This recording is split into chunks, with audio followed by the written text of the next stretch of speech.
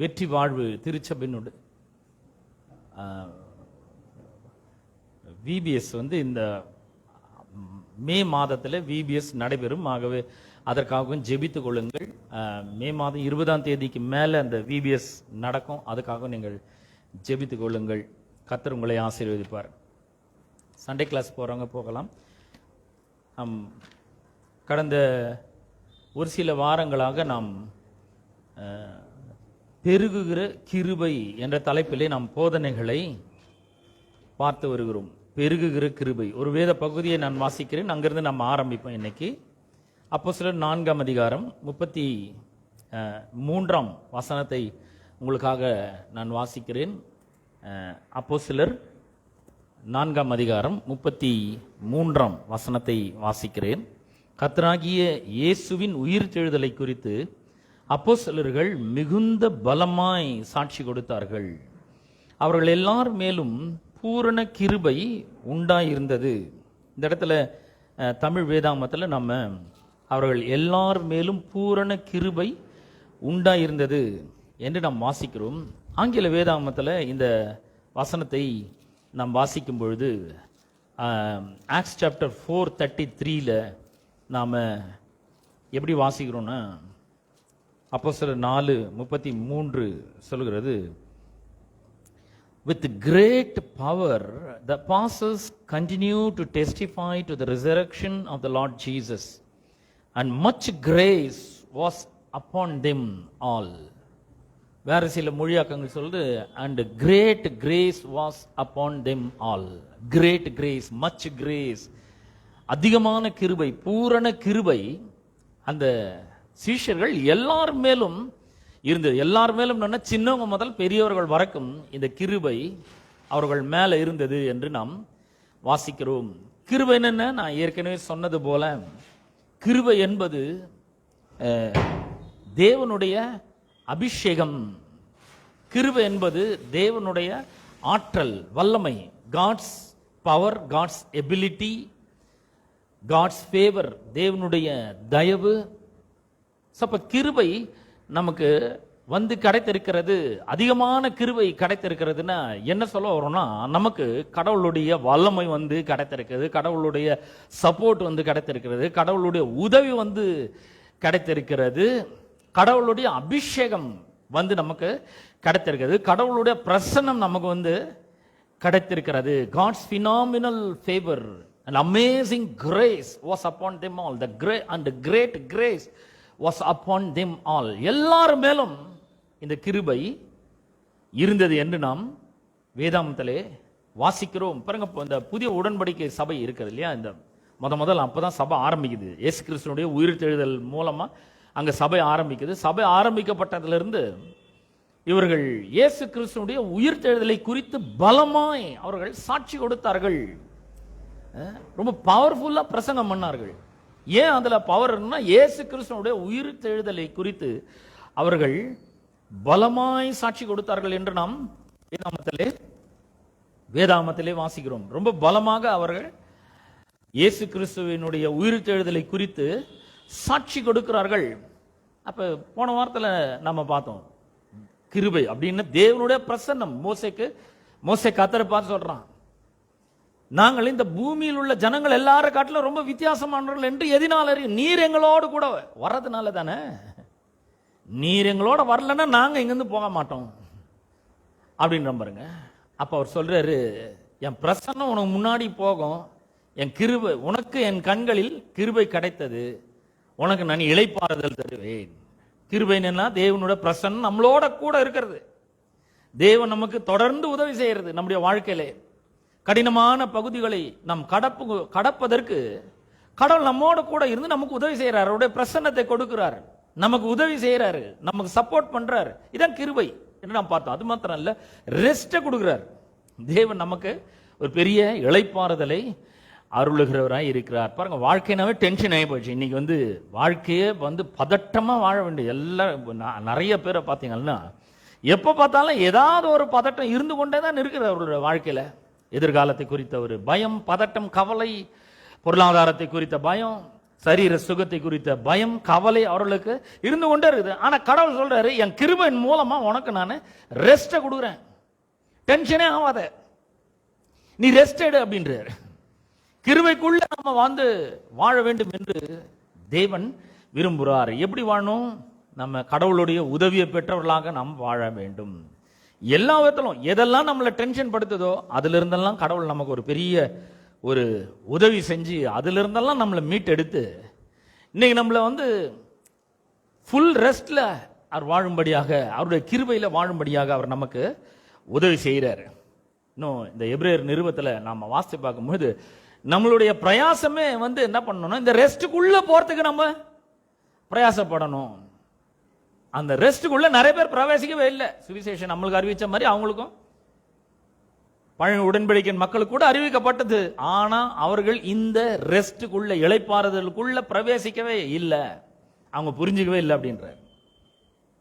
ஆனா நமக்கு இந்த கிருபையை கொடுத்திருக்கிறார். இன்னைக்கு கிருபை ஒரு புதிய பரிணாமத்தில் நாம பார்க்க போகிறோம். நிறைய பேர் நம்ம யோசிக்கிறோம் இல்லையா, கிருபைனா அது ஒரு டீச்சிங், கிருபைனா அது ஒரு ஃபோர்ஸ் அப்படின்லாம் நம்ம இது வரைக்கும் யோசிச்சிருப்போம். ஆனால் கிருபையில உண்மையில என்ன அப்படின்றத உங்களுக்கு நான் காண்பிக்க போறேன். கிருபை குறித்த ஒரு போதனை இருக்கலாம். ஆனால் கிருபைனா என்னன்னா, கிருபை என்பது ஒரு நபர். அந்த நபர் யாரு? கர்த்தராகிய இயேசு கிறிஸ்து.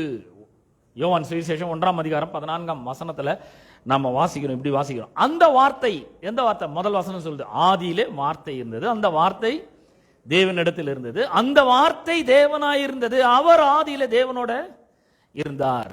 அங்க இருந்தார்ல, அவர் தான் அந்த வார்த்தை தான். எந்த வார்த்தை? ஆதியில தேவனோடு இருந்த வார்த்தை, தேவனாகவே இருந்த வார்த்தை.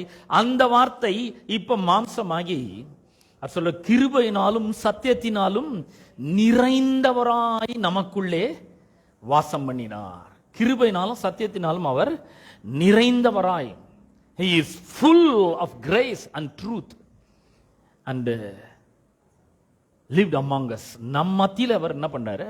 வாசமா இருக்கிறார், வாடுறாரு அவர்.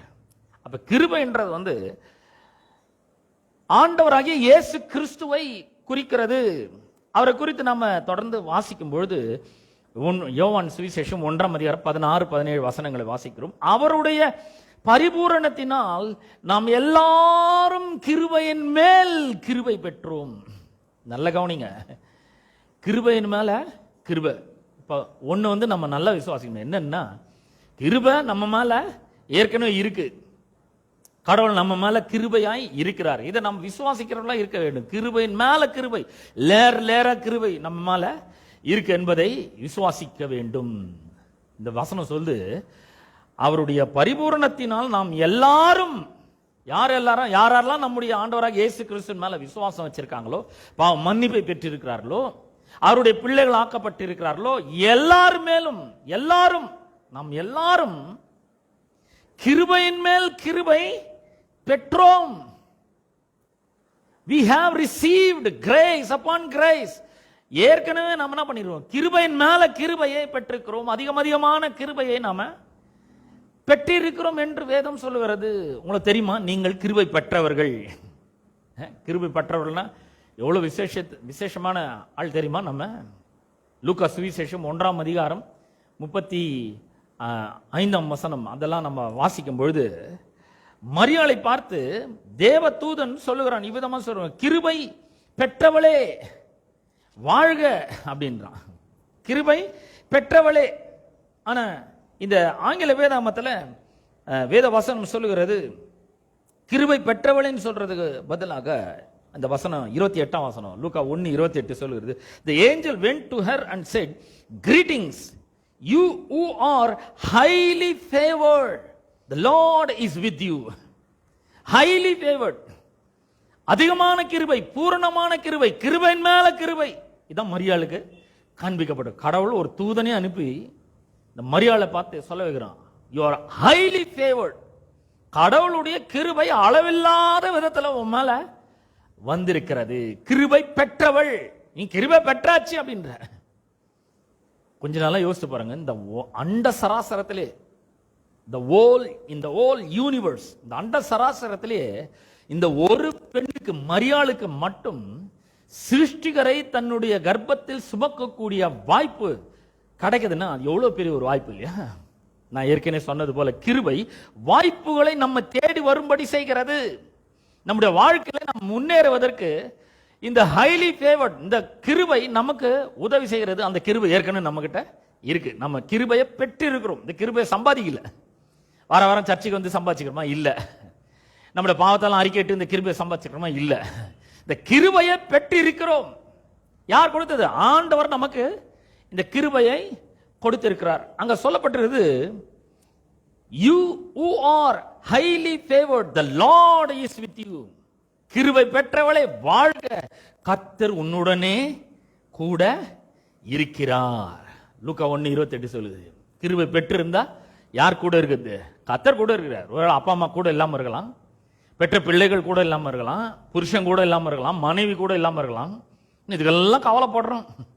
எவ்வளோ கஷ்டப்பட்டு பெற்று வளர்த்து ஆளாக்கி படிக்க வச்சு எல்லாம் பண்ணுங்க, கல்யாணம் பண்ணி வச்சு அதோட அவ்வளோதாங்க, விட்டுட்டு போயிட்டாங்க, டோட்டலாக மறந்துட்டாங்க என்ன அப்படின்லாம் நம்ம சொல்றோம். அவங்களாம் விட்டு போட்டோம். ஆனா கர்த்தர் நம்மை விட்டு விலகாமல் கைவிடாமல் இருக்கிறார். அவருடைய கிருபை நம்ம மேல இருக்குது. அவர் சொல்ற, நான் உன் கூட இருக்கிறேன்றார். நீ என்னிடத்துல கிருபை பெற்றாய். அப்ப இந்த கிருபை நம்ம கூட இருக்கும்போது எவ்வளவு பெரிய வித்தியாசம் நம்முடைய வாழ்க்கையில் ஏற்படுகிறது என்பதை நாம் கவனித்து பார்க்க வேண்டியவர்களாக இருக்கிறோம். 17ஆம் வசனம், யோவான் சுவிசேஷம் 1ஆம் அதிகாரம் 17ஆம் வசனம் சொல்றது, எப்படி எனில் நியாய பிரமாணம் மோசையின் மூலமாய் கொடுக்கப்பட்டது, கிருபையும் சத்தியமும் இயேசு கிறிஸ்துவின் மூலமாய் உண்டாயின. நல்லா கவனிங்க. யோவான், அப்போஸ்தலனாகிய யோவான் ஒரு பக்கம் நியாய பிரமாணத்தை வைக்கிறாரு. எங்க கொடுக்கப்பட்டது? சீனாய் மலையில நியாய பிரமாணம் கொடுக்கப்பட்டது, அதை வைக்கிறார். இன்னொரு பக்கத்துல கிருபையும் சத்தியமும் வைக்கிறாரு. நல்ல கவனி, ரெண்டு பக்கம் ரெண்டுத்தையும் வச்சு, இது மோசேயின் மூலமாய் நியாய பிரமாணம் சீனாய் மலையில கொடுக்கப்பட்டது. இங்க இருக்கிறவர் யாரு? ஆண்டவராகிய இயேசு கிறிஸ்து. இவர் எப்படிப்பட்டவர்? கிருபையினாலும் சத்தியத்தினாலும் நிறைந்தவராய் நமக்குள்ள வாசம் பண்ணினார். இந்த கிருபையும் சத்தியமும் இயேசு கிறிஸ்து மூலமாய் உண்டாயிற்று. அப்ப இங்க ரெண்டுத்தையும் வேறுபடுத்தி காண்பிக்கிறார். ரெண்டு நபர்களை வேறுபடுத்துறார். ஒரு பக்கம் மோசே, இன்னொரு பக்கம் இயேசு கிறிஸ்து. ஒரு பக்கம் நியாய பிரமாணம், இதை செய் அதை செய்யாத, என்னை போல சொரூபத்தை உண்டாக்காத, என்னென்று வேற தேவர்கள் உனக்கு உண்டா இருக்க வேண்டாம், களவு செய்யாத இருப்பாய், இதை செய்யாத அதை செய்யாத, பொய் சாட்சி சொல்லாது இருப்பாய்க, நாமத்தை வீணலை வழங்காது இருப்பாய்க, எதெல்லாம் செய்யக்கூடாது எல்லாம் சொல்றாரு. எதெல்லாம் செய்யணும் இதெல்லாம் செய்யக்கூடாது. தகப்பனி தாயும் கனம் பண்ணுவாங்க, இச்சையாது இருப்பாயாங்க, செய்யாதெல்லாம் இங்க நியாயப்பிரமாணம் சொல்லுங்க. அது மோசேயின் மூலமாய் உண்டாயிற்று. இங்க கிருபையும் சத்தியமும் இயேசு கிறிஸ்துவின் மூலமாய் உண்டாயிற்று. இப்ப நம்ம என்ன பெற்றிருக்கோம்? நியாயப்பிரமாணத்தை பெற்றிருக்கோமா? கிருபை பெற்றிருக்கோமா? கிருபை பெற்றிருக்கிறோம். கிருபையும் சத்தியமும் பாத்தீங்கன்னா நிறைய பேர் சொல்றாங்க, சத்தியத்தை தான் நம்ம சொல்லணும். ஆமாங்க, சத்தியமே கிருபையின் பக்கம் தான் இருக்குது. ஹலோ, சத்தியம் கூட கிருபையின் பக்கம் தான் இருக்கிறது. ஆகவே பாருங்க, நம்ம கர்த்தர் சொல்றாருல, ஆகையால் தேவன் இணைத்ததை மனிதன் பிரிக்காதிருக்க. கர்த்தரே இணைச்சிருக்கிறார். என்னத்த? சத்தியத்தை கிருபையோடு கூட இணைச்சிருக்கிறாரு. இதனால் நாம அதை தனித்தனியா பார்க்க வேண்டிய அவசியம் இல்லை. இங்க சொல்றாரு, கிருபையும் சத்தியம் இயேசு கிறிஸ்துவின் மூலமாய் உண்டாயிற்று. மோசே யாரு? அவன் தேவனுடைய வீட்டில் எங்க உண்மை உள்ளவனாய் இருந்தான். அவன் யாரு? தேவனுடைய ஊழியக்காரன். இயேசு யாரு? இயேசு கிருபையினாலும் சத்தியத்தினாலும் நிறைந்தவராய் நமக்குள்ள வாசம் பண்ணினாரு. அவருடைய பரிபூரணத்தினால் நாம் கிருபையின் மேல் கிருபை பெற்றோமே. இவர் யாருன்னா, இவர் தேவனுடைய வீட்டில உண்மையில குமாரனா இருக்கிறாரு. இன்னைக்கு உங்களை என்ன தேவன் என்ன பண்ணிருக்கிறார்? தம்முடைய கிருபையின் மூலமா குமாரனாக மாட்டி இருக்கிறார். பாருங்க, இந்த ரெண்டுத்துக்குள்ள வித்தியாசத்தை நாம புரிந்து கொள்ள வேண்டும். முதல்ல மோசே முள்செடி அக்கினினால பட்டி எரிகிறத பாக்குறாரு. நான் கிட்ட போய், இன்னும் அதிசயமா இருக்குது, இவ்வளோ அக்கினி இருக்குது, முச்செடி பற்றி எரியுதுன்னு போய் பார்க்க நான் கிட்ட போறேன். கிட்ட போறான். மோசே பார்த்த ஆண்டவர், தம்பி நில்லுப்பா அங்கே, மோசே கிட்ட வராத, நீ நிக்கிற இடம் பரிசுத்த பூமி சொன்னாரா? ஆமா சொன்னாரு. என்ன பண்ணு, உன்னுடைய கால்களில் இருக்கிற பாதரட்சியை காற்றி போடுனாரு. ஏன்? அங்க நியாயப்பிரமாணத்தின் கீழே இருக்கிறாங்க. கிருபை முழுசா வெளிப்படவே இல்லை. ஆனா இங்க கிருபையின் காலகட்டத்தில் இயேசு கிறிஸ்து வந்த பொழுது லூக்கா சுவிசேஷத்துல நாம் வாசிக்கிறோம், கெட்ட குமாரன் போய் இல்லாத அட்டுழியத்தெல்லாம் பண்ணிட்டு தகப்பனை பற்றி ஒரு அறிவு வந்து, நான் எழுந்து என்னோட தகப்பன் வீட்டுக்கு போய், தகப்பனே உமக்கு விரோதமாக நான் என்ன பண்ணிட்டேன், பாவம் செஞ்சிட்டேன், இனிமேல் உம்முடைய குமாரன் சொல்லிக்க கூட நான் அருகதையற்றவன், அதனால என்னை உம்முடைய கூலிக்காரரில் ஒருவராக வைத்துக் கொள்ளும். இப்படி நான் சொல்ல போறேன், எங்க அப்பாட்ட போய் நான் சொல்ல போறேன்னு சொல்லி எழுந்து போறான் பாருங்க. போய் அவன் வாக்கியத்தை ஆரம்பிக்க கூட இல்ல, அவங்க தகப்பன் வந்து என்ன பண்றாரு, கழுத்தை கட்டி கொள்ளுகிறார். அப்படி கட்டி கொண்டு முத்தமிட்டு என்ன பண்றாரு, இவனுக்கு புது துணியை கொண்டு வந்து போடுங்க, அப்புறம் என்ன பண்ணுங்க, காலில் என்ன பண்ணுங்க, பாதரட்சியை போடுங்க அப்படின்னு. காலில் பாதரட்சியை போடுறேன்னா கடவுளுக்கு முன்னாடி சரியான நிலையில் நிற்கக்கூடிய ஒரு ஸ்லாக்கியத்தை, நீதியை கிருபை நமக்கு அருள் இருக்கிற. பாருங்க அந்த கிருபை எவ்வளவு முக்கியமானதுன்னு பாருங்க நம்முடைய வாழ்க்கையில. மோசே மூலமா நியாயப்பிரமாணம் வந்தது, ஆனா இயேசு கிறிஸ்து மூலமா கிருபை உண்டாகுது.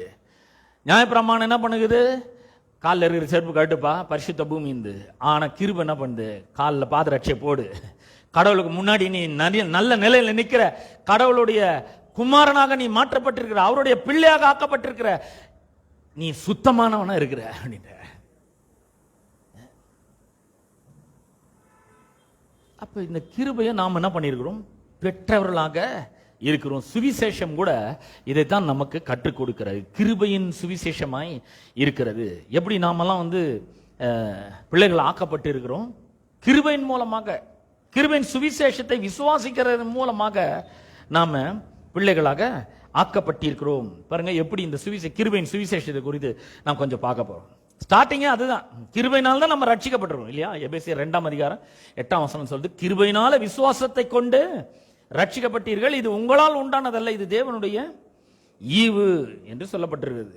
அப்போஸ்தலர் 13 நாம ஒரு சில வசனங்களை நாம் வாசிக்க வரோம். 33 வசனத்திலிருந்து முக்கியமா வாசிக்க போறேன்.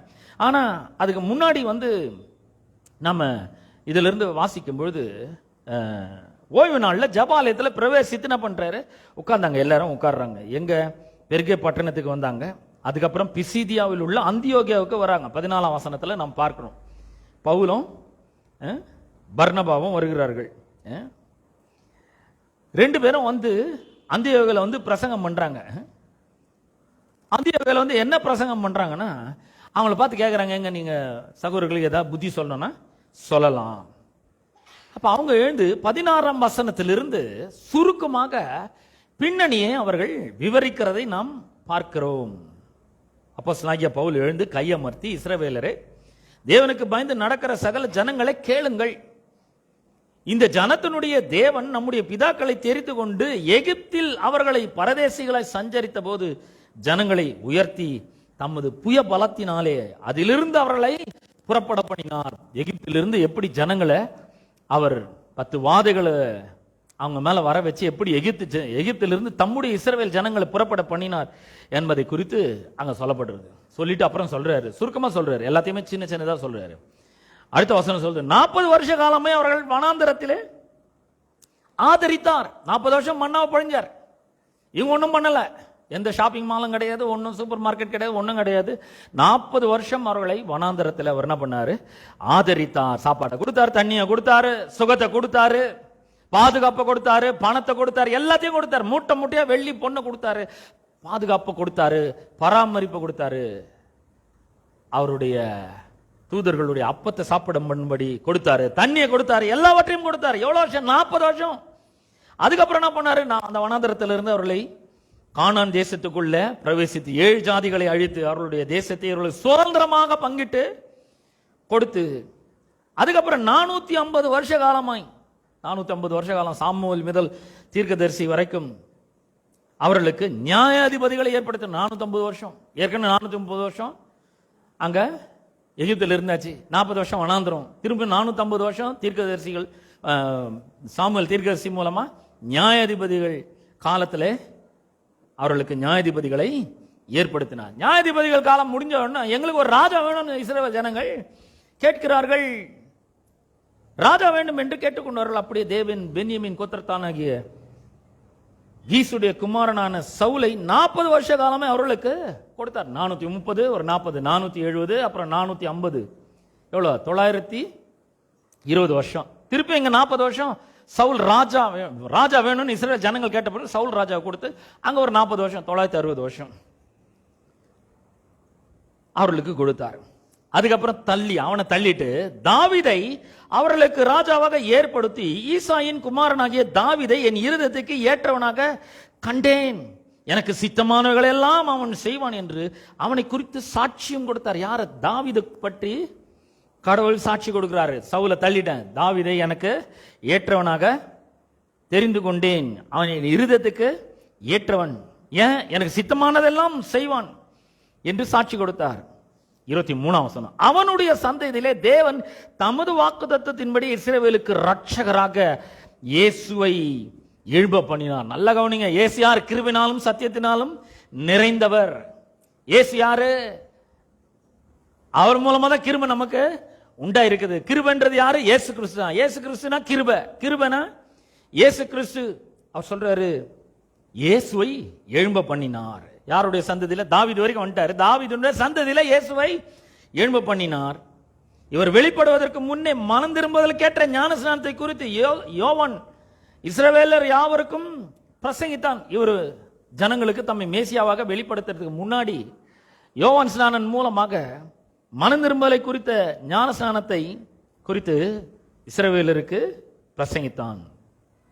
அப்புறம் யோவான் தன்னுடைய பணிவிடை ஓட்டத்தை நிறைவேற்றுகிற போது, நீங்கள் என்னை யார் என்று நினைக்கிறீர்கள்? நான் அவர் கிடையாது, எனக்கு பின்னாடி ஒருத்தர் வராரு, அவருடைய பாதரட்சை வார அழுக்கு கூட நான் பாத்திரன் அல்ல சொல்லிட்டு 26ஆம் வசனத்தில், சகோதரரே, ஆபிரகாமின் சந்ததியினரே, சந்ததியில் பிறந்தவர்களே, தேவனுக்கு பயந்து நடக்கிறவர்களே, இந்த ரட்சிப்பின் வசனம் உங்களுக்கு அனுப்பப்பட்டிருக்கிற. நல்ல கவனிங்க, ரட்சிப்பின் வசனம், கிருபையின் வசனம் உங்களுக்கு அனுப்பப்பட்டிருக்கு. யாருக்கு? இஸ்ரவேல் ஜனங்களுக்கு அனுப்பப்பட்டிருக்கிறது. பாருங்க, இந்த இஸ்ரவேல் ஜனங்களுக்கு தான் முதல்ல அந்த ரட்சிப்பின் வசனத்தை அனுப்புறாரு. 27ஆம் வசனம் சொல்லு, எருசலேமில் குடியிருக்கிறவர்களும் அவர்கள் அதிகாரிகளும் அவரை அறியாமலும் ஓய்வு நாள் தோறும் வாசிக்கப்படுகிற தீர்க்கதரிசிகளின் வாக்கியங்களை அறியாமலும் வாரம் வாசிக்கிறாங்க. எங்க கூட சங்கீதம் வாசிக்கிறோம் இல்லையா? எல்லாம் எழுந்து நின்று சங்கீதங்களை வாசிக்கணும். வாரம் வாசிக்கிறாங்க, தீர்க்கதரிசி புஸ்தகத்தை வாசிக்கிறாங்க, சங்கீதங்களை வாசிக்கிறாங்க. ஆனா ஒருத்தருக்கும் ஒன்றும் வழங்கல, சும்மா வாசிக்கிறாங்க, அவ்வளவுதான். ஓய்வு நாள் தோறும் வாசிக்கப்படுகிற தீர்க்கதரிசிகளின் வாக்கியங்களை அறியாமலும் அவரை ஆக்கினைக்குள்ளாக தீர்த்ததினால் அந்த வாக்கியங்களை நிறைவேற்றினாலும், அவங்களுக்கே தெரியாம என்ன எழுதிருக்குதோ, ஏதோ வாசிக்க கேட்டாங்களோ அதை என்ன பண்றாங்க? அவர்கள் நிறைவேற்றினார்கள். மரணத்துக்கு ஏதுவான ஒன்றும் அவரிடத்தில் காணாது இருந்தும் அவரை கொலை செய்யும்படிக்கு பிலாத்தவை வேண்டிக் கொண்டார். பிலாத்திட்ட போய் இவனை சிலுவையில் அறையும் என்று அவங்களும் என்ன பண்ணாங்க? வேண்டிக் கொண்டார்கள். அவரை குறித்து எழுதியிருக்கிறவர்கள் யாவையும் அவர்கள் நிறைவேற்றின பின்பு அவரை மரத்தில் இருந்து இறக்கி கல்லறையில வைத்தார்கள். பாருங்க, பவுல் சும்மா அழகா பல ஆண்டு ஹிஸ்டரிய சரித்திரத்தை சும்மா ஒரு சில வசனங்கள் அடக்கி அவருக்கு சொல்றாரு. எப்படி இஸ்ரவேல் ஜனங்கள் எகிப்துக்கு போனாங்க, எப்படி அங்க 430 வருஷம் அடிமையா இருந்தாங்க, எப்படி வனாந்திரத்தில் 40 வருஷம் அவங்களை விடுதலையாக்கி நடத்தி கொண்டு வந்தார். அதுக்கப்புறம் அவர்களை கானான் தேசத்துக்குள்ள பிரவேசித்து 7 ஜாதிகளை துரத்தி அந்த மக்களுக்கு அதை பங்கிட்டு கொடுத்தார் அந்த தேசத்தை எல்லாம் சொல்லிட்டு, அதுக்கப்புறம் ராஜா வேணும்னு கேட்டாங்க. 450 வருஷம் நியாயாதிபதிகளை ஏற்படுத்தினார். அது பின்னாடி எங்க ராஜா வேணும்னு கேட்ட உடனே அவங்களுக்கு கீசுடைய குமாரனாகிய சவுல ராஜாவை கொடுத்து, சவுலையும் தள்ளி தாவீதை தெரிஞ்சு கொண்டு, இவன் என்னுடைய இருதயத்துக்கு ஏற்றவன், நான் எனக்கு சித்தமானதெல்லாம் செய்வான்னு தேவன் சாட்சி கொடுத்து அந்த சந்ததியில இயேசுவை பிறக்கும்படி செய்து அங்க நேரா இயேசு கிட்ட வந்துட்டாரு. அப்புறம் அவர் எப்படி பாடுகளுக்கு உட்படுத்தி சிலுவையில் எப்படி அறைந்தார்கள், அவர் எப்படி மரித்தார், அவர் மரத்திலிருந்து இறக்கி கல்லறையில வைத்தார்கள் சொன்னாங்க. 30ஆம் வசனம், தேவனோ அவரை மரித்தோரிலிருந்து எழுப்பினார். பிரியமானவர்களே, நான் சொல்றேன், எந்த மார்க்கத்திலும் இல்லாத ஒரு பெரிய அற்புதம் என்னன்னா, நம்முடைய கர்த்தராகி ஆண்டவரும் ரட்சகருமாகி இயேசு கிறிஸ்து உயிரோடு எழுந்திருக்கிறார். இன்றைக்கும் பரலோகத்தில் அவர் பிதாவினுடைய வலது பார்சத்தில் வீற்றிருக்கிறார். ஒரு மனிதனாக இருக்கிறார். அவரை என்ன பண்ணார்? மரித்தோரிலிருந்து தேவன் எழுப்பினார். தம்முடனே கூட கலிலேயிலிருந்து எருசலேமுக்கு போனவர்களுக்கு அவர் அநேக நாள் தரிசனமான 40 நாள் இங்கிருந்து நிறைய பேருக்கு 500 பேருக்கு அதிகமானவருக்கு தரிசனமானார். அவர்களே ஜனங்களுக்கு முன்பாக அவருக்கு சாட்சிகளாக இருக்கிறார்கள். 32ஆம் வசனம், நீர் என்னுடைய குமாரன், இன்று நான் உம்மை ஜெனிப்பித்தேன் என்று 2ஆம் சங்கீதத்தில் எழுதியிருக்கிறபடியே, 2ஆம் சங்கீதம் அங்க எழுதப்பட்டிருக்கிறத எடுத்து இங்க மேற்கோள் காட்டுறாரு. இப்ப 33ஆம் வசனம், இயேசுவை எழுப்பதனாலே தேவன் நம்முடைய பிதாக்களுக்கு அருளி செய்த வாக்குத்தத்தத்தை அவர்களுடைய பிள்ளைகளாகிய நமக்கு நிறைவேற்றினார் என்று நாங்களும் உங்களுக்கு சுவிசேஷமாய். இப்ப இங்க எங்க நடக்குது? இது அந்தியோகியாவில் நடக்குது. அந்தியோகியாவில் எங்க நடக்குது? ஜபாலயத்தில் நடக்குது.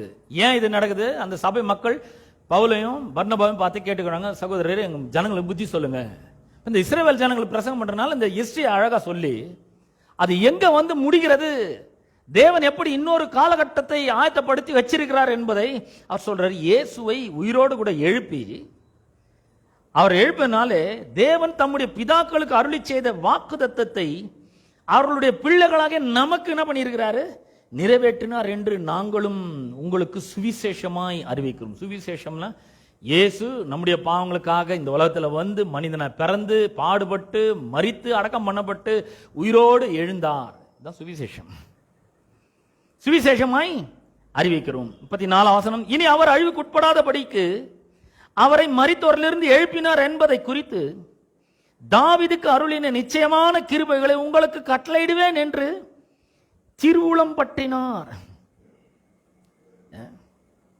இனி அவர் என்ன பண்றது? உயிரோடு எழுந்துட்டாரு, இனி அவரை அழிவுக்கு உட்படுகிறது இல்லை.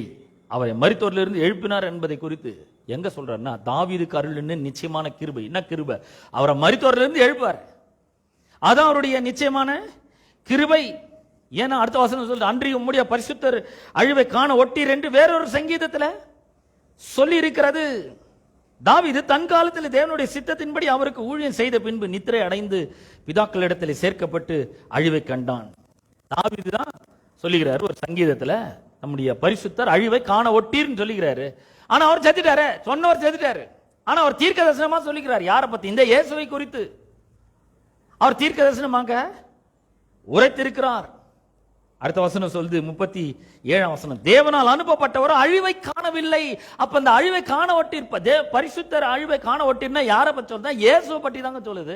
அவருடைய உயிர் தேடலை பத்தி அங்க தாவீது தீர்க்கதரிசனமா உரைச்சான். தீர்க்கதரிசனமா உரைச்சவன் செத்து போயிட்டான். ஆனா யாரை பத்தி தீர்க்கதரிசனமா உரைச்சாரோ அவரை தேவன் இப்போ மரித்தோர்ல இருந்து உயிரோட எழுப்பிட்டாரு. நிறைய பேருக்கு காட்சி தந்தாரு. இன்னைக்கு வரைக்கும் உயிரோடு இருக்கிறாரு. அவர் இன்னும் அழிவை காணவில்லை சொல்லிட்டு அப்புறமா சொல்றாரு. அடுத்த வசனம் 38 ரொம்ப முக்கியமான வசனம். ஆதலால் சகோதரர். ஆதலால் சகோதரர் எங்க அவர் தாவீது வந்து சொன்னாருங்க, அவர் செத்து போயிட்டாரு. ஆனா தாவீது யாரை பத்தி சொன்னார்? இயேசுவை பத்தி சொன்னார். அவர் இன்னைக்கும் உயிரோடு இருக்கிறாரு. 2000 வருஷத்துக்கு முன்னாடி அவர் உயிரோடு எழுந்தாரு மரித்தோர்ல இருந்து. ஆனா இன்னைக்கும் அவர் உயிரோடு இருக்கிறார் என்பதை அவர் சொல்றாரு. இவர் மூலமாய் உங்களுக்கு பாவ மன்னிப்பு உண்டாகும் என்று அறிவிக்கப்படுகிறது என்றும், மோசேயின் நியாயப்பிரமாணத்தினாலே நீங்கள் எவைகளில் நின்று விடுதலையாகி நீதிமான்கள் ஆக்கப்படக்கூடாது இருந்ததோ, நல்ல கவனிங்க, விசுவாசிக்கிறவன் எவனும் அவைகளில் நின்று இவராலே விடுதலையாகி நீதிமானாக்கப்படுகிறான் என்றும் உங்களுக்கு தெரிந்திருக்க கடவுது. அற்புதமா சொல்றாரு பாருங்க. நமக்கு என்ன உண்டாயிருக்குது? பாவ மன்னிப்பு உண்டாயிருக்குது. என்னோட பாவங்கள் எல்லாம் மன்னிக்கப்பட்டிருது. எத்தனை பேர் சொல்றீங்க என் பாவங்கள் எல்லாம் மன்னிக்கப்பட்டிருது? ஆமென். யார் மூலமா மன்னிக்கப்பட்டிருது? ஏதோ நாம போய் பாவம் மன்னிப்பு கேட்டதுனாலயா? நீ கூட பாத்தீங்களா, பாவம் மன்னிப்பு போய் கேட்கிறான். பாவம், ஐயா இந்த பாவத்தை செஞ்சுட்டேன், கடவுள் மன்னிக்கணும். பாவம் மன்னிப்பு செஞ்சா இல்லங்க, இவர் மூலமாய். யார் மூலமா? இந்த கிருபையும் சத்தியத்தினாலும் நிறைந்தவராய் இயேசு நமக்குள்ள வாசம் பண்ணாரு. அந்த மனுஷன் மூலமாய் பாருங்க. இந்த வசனத்தை நான் அப்போஸ்தலர் 13ஆம் அதிகாரத்தை ஆங்கில வேதாமத்தில் வாசிக்கிறேன் பாருங்க. ரொம்ப அருமையா சொல்லப்பட்டிருக்குது. Therefore my brothers, I want you to know that through Jesus the forgiveness of sins is proclaimed to you. இவர் மூலமாய் உங்களுக்கு பாவ மன்னிப்பு உண்டாகும். பாவங்கள்லாம் எப்படி மன்னிக்கப்படுது? அவர் மூலமா பாவ மன்னிப்பு உண்டாகும் என்று அறிவிக்கப்படுகிறது. Forgiveness of sins is proclaimed to you. நல்ல கவனிங்க. அடுத்த வசனம் எப்படி ஆரம்பிக்குதுன்னா 39ஆம் வசனம், அவர் மூலமாய், through him. நல்ல கவனிங்க, அவர் மூலமாய் everyone who believes is justified. நல்ல கவனிங்க, அவர் மூலமாய் விசுவாசிக்கிற யாராயிருந்தாலும் சரி அவர்கள் நீதிமான்களாக்கப்படுகிறார்கள். அருமையானவர்களே, நம் பாவங்களாம் மன்னிக்கப்பட்டுறது என்கிற நிச்சயத்தை நாம் பெற்றவர்களாக வாழணும். பாருங்க, நீதியை நாம் பெற்றிருக்கிறோம். யார் மூலமா? இந்த இயேசு கிறிஸ்து மூலமா நாம நீதியை பெற்றிருக்கிறோம். பாவங்கள்லாம் மன்னிக்கப்படுறது, பாவ மன்னிப்பு உண்டாகும் என்று அறிவிக்கப்பட்டிருக்கிறது நமக்கு. அது மட்டும் இல்ல, எவ்ரிவன் ஹூ பிலீவ், யாரெல்லாம் விசுவாசிக்கிறாங்க, விசுவாசிக்கிற யாவருக்கும் அவர் பாவம் மன்னிப்பும் கொடுக்கிறாரு. அவர் மூலமாய் நாம நீதிமான்களாகவும் ஆக்கப்பட்டிருக்கிறோம். ஜஸ்டிபிகேஷன் பை ஃபெய்த், விசுவாசத்தின் மூலமாய் நீதிமானாக்கப்படுகிறோம். யாரை விசுவாசிக்கிறது மூலமா? இயேசு விசுவாசிக்கிறது மூலமா. கிருபையின் மூலமாக நம்முடைய பாவங்கள்லாம் மன்னிக்கப்பட்டிருது. கிருபையினாலே நாம் நீதிமான்கள் ஆக்கப்பட்டிருக்கிறோம். யாருக்கெல்லாம் இது வந்து கிடைக்கும்? இயேசு விசுவாசிக்கிற யாரா இருந்தாலும் சரி.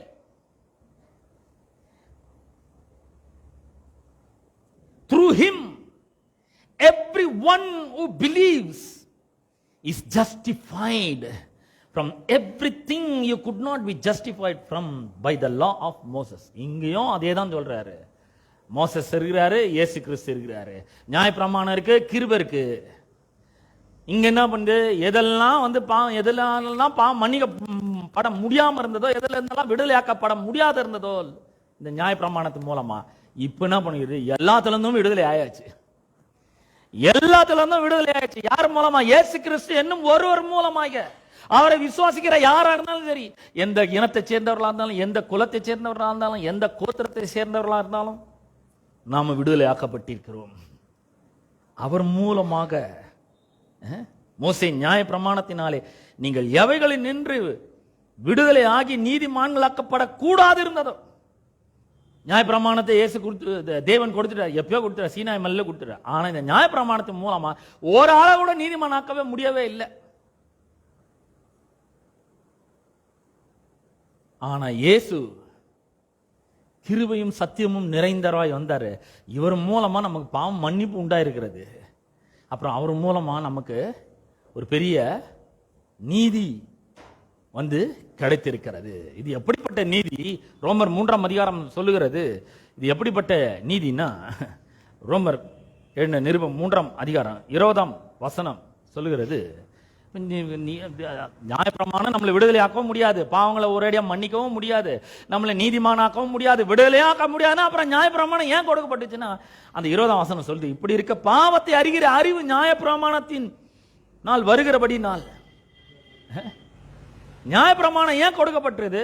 நியாயப்பிரமாணம் வரும்போது தான் பாவத்தை அறிகிற அறிவு உண்டாகிறது. நான் பாவின்னு நியாயப்பிரமாணம் எங்கெல்லாம் போதிக்கப்படுறது அங்கெல்லாம் நான் பாவின்ற ஒரு உணர்வு உள்ள வந்துடும்.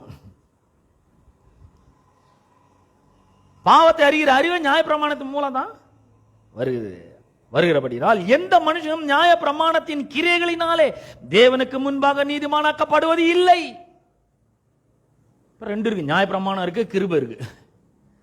இந்த நியாயப்பிரமாணம் மோசையினால் வந்துச்சு, கிருபையும் சத்தியமும் இயேசு கிறிஸ்து மூலமா உண்டாச்சு. இங்க பாவங்கள் மன்னிக்கப்பட முடியல, ஒரேடியா தீர்த்து கட்டப்பட முடியல, நீதிமானாக்கப்பட முடியல, விடுதலையாக்கப்பட முடியல, ஒண்ணும் பண்ண முடியல.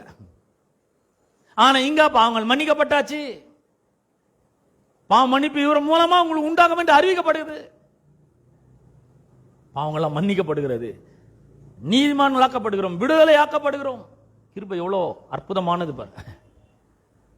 ஏன் கிருபையை போதிக்கிறோம்னா, கிருபையை போதிக்க போதிக்க நீதியின் உணர்வு மேலோங்க ஆரம்பிக்கிறது.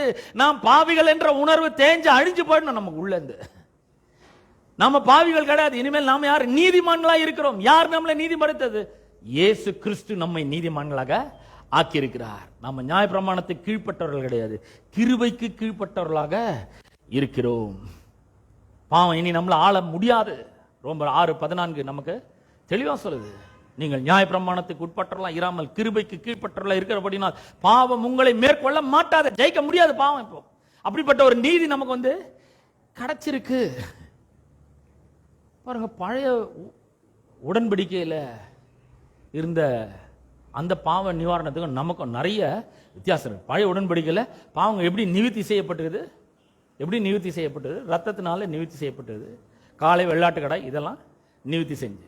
நீங்க எபிரேயர் நிருபம் 9ஆம் அதிகாரத்தையும் 10ஆம் அதிகாரத்தையும் வாசித்து பார்த்தீங்கன்னா, அந்த காளை, வெள்ளாட்டு கடா இவர்களுடைய ரத்தமும் தீட்டுப்பட்டவர்கள் மேல் தெளிக்கப்படும் கிடாரியின் சாம்பலும் சரீர சுத்தி உண்டாகும்படி பரிசுத்தப்படுத்தும். எவ்வளவு நாளைக்கு? 1 வருஷம் வரைக்கும். பழைய உடன்படிக்கையில் அப்படிதான் பாவங்கள் நிவர்த்தி செய்யப்பட்டது. எவ்வளோனா, இந்த காளை, வெள்ளாட்டு கடை இவர்களுடைய ரத்தம் வந்து 1 வருஷம் வரைக்கும் அவங்கள் பாவங்கள்லாம் மூடப்பட்டிருக்கிறது, மறைக்கப்பட்டிருக்கிறது. இனி கடவுள் என்ன பார்க்கும்பொழுது கோபமா பார்க்க மாட்டாரு, கிருபையா பார்ப்பாரு, தயவா பார்ப்பாரு, அன்பா பார்ப்பாரு, மனதுருக்கத்தோட பார்ப்பாருன்ற ஒரு எண்ணம் அவங்களுக்குள்ள வந்துடுது. 1 வருஷம் கழிச்சு என்ன ஆகுது? பாவம் உண்டென்று நினைவு கூறுதல் உண்டாகிறது. எபிரேயர் 9:10 வாசித்து பாருங்க. நீங்க 2 சாப்டர் வாசித்து பார்த்தீங்கன்னா, 1 வருஷம் கழிச்சு பாவம் உண்டென்று உணர்த்துகிற மனசாட்சி வரதுனால மறுபடியும் அடுத்த வருஷம் ஒரு பலி எடுத்துன்னு வந்து செலுத்துகிறார்கள். இது ரெண்டுத்துக்கும் பெரிய வித்தியாசம் இருக்கு. ஆனா புதிய உடன்படிக்கையில் அப்படி கிடையாது. இயேசு தம்மை தாமே ஒரே தரம் பலியிட்டதுனாலே நம்மளை முற்றிலும் பரிசுத்தம் உள்ளவர்கள் ஆக்கியிருக்கிறார், பூரணம் உள்ளவர்களாக ஆக்கியிருக்கிறார். பாவம் உண்டுன்ற உணர்த்துற மனசாட்சி இப்போ வரவே கூடாதுங்க. அதான் கிருபையின் கீழே வாழ நமக்கு இருக்கிற ஒரு பெரிய ஸ்லாக்கியம். நான் பழைய ஏற்பாட்டிலையும் பலி, புதிய ஏற்பாட்டிலையும் பலி நீங்க கேட்கலாம். பழைய உடன்படிக்கைக்கும் புதிய உடன்படிக்கைக்கும் ஒரு பெரிய வித்தியாசம் இருக்குது. அங்கு செலுத்தப்பட்ட பலியிலையும் ஒரு பெரிய வித்தியாசம் இருக்கிறது நாம பார்க்கிறோம். இந்த ரெண்டுத்துக்கும் இருக்கிற ஒரு பெரிய வித்தியாசம், மிகப்பெரிய வித்தியாசத்தை நான் உங்களுக்கு காண்பிக்கிறேன். 1 ராஜாக்கள் 18ஆம் அதிகாரத்தில் 31ஆம் வசனத்தை நாம வாசிக்கலாம்.